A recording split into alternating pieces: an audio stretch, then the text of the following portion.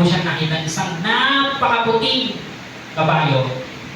Puting-puti. Parang alam yung mga princess or prince, panghari na kabayo.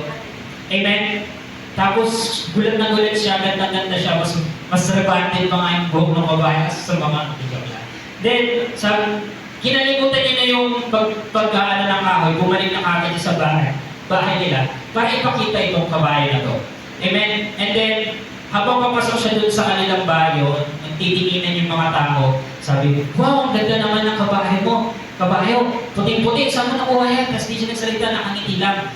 And, sabi ng mga kasabaligid, ang swerte mo naman. Ang swerte mo naman, kapatid. Ang swerte mo naman, bro. Tapos pinakita niya sa anak niya, sa asawa niya, tuwan-tuwa sila. Sabi, wow, ang swerte mo naman. And then, ito sa sobrang galang ng anak niyang lalaki na binatilyo, sinakyan kaagad itong kabayong ito. Ang bilis na takbo.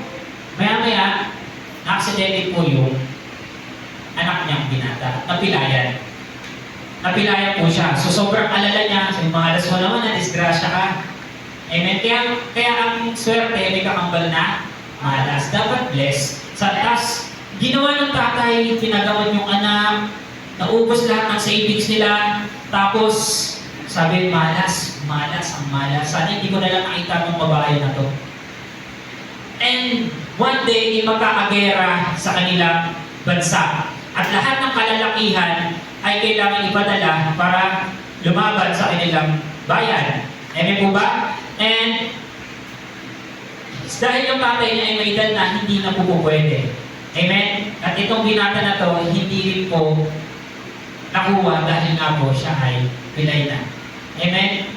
Dahil sabi ng tatay niya, swerte mo ulit, hindi ka napasama at hindi ko alam kung makakauwi ka ba.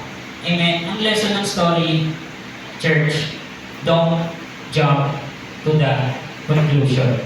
Amen? Minsan kasi, pag mayroon tayong blessing, sinasabi natin, swerte.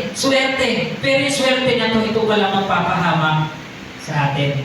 Amen? Amen? Papahamak sa atin, inilalagay natin ang ating mga